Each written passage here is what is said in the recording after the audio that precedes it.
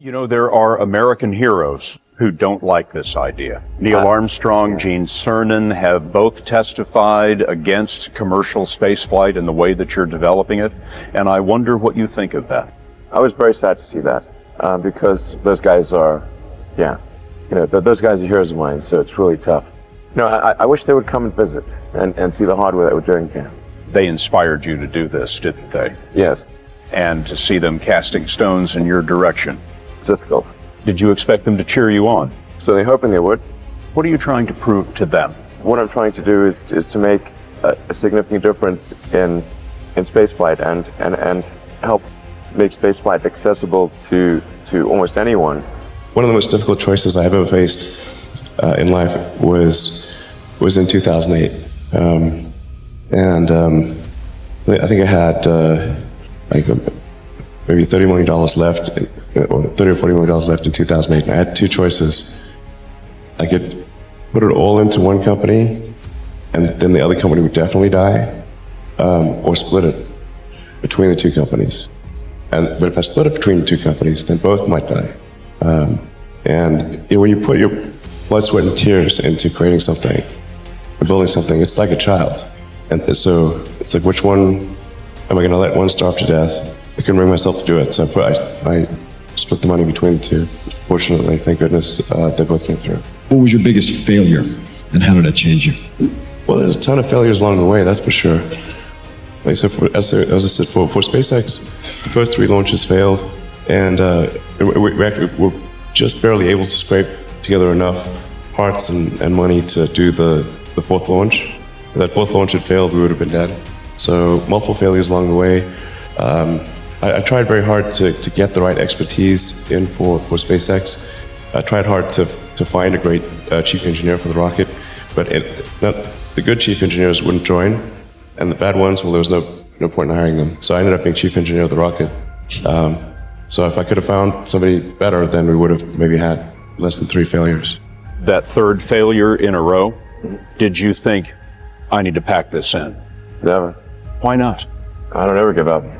So many people try to talk me out of starting a rocket company. It was crazy. One good friend of mine collected a whole series of videos of rockets blowing up and made me watch those. He just didn't want me to lose all my money.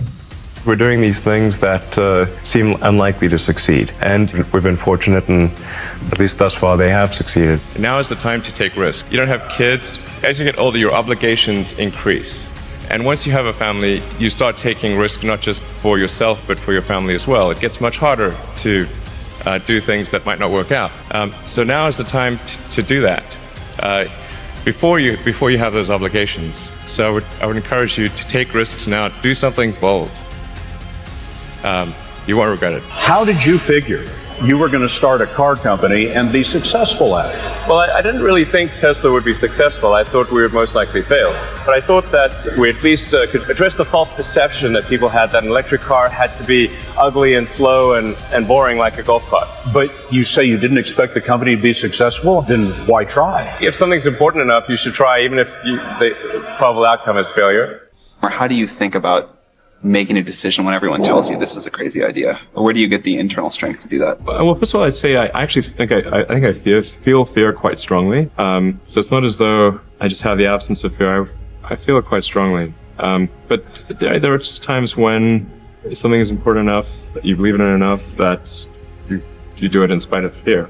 I think about what technology solution is necessary in order to achieve the particular goal, and then try to make as much progress in that direction as possible. I think being a multi-planet species and being out there among the stars is important for the long-term survival of humanity, and that's one reason. But then the part that I find personally most motivating is that it creates a sense of adventure, and it makes people excited about the future.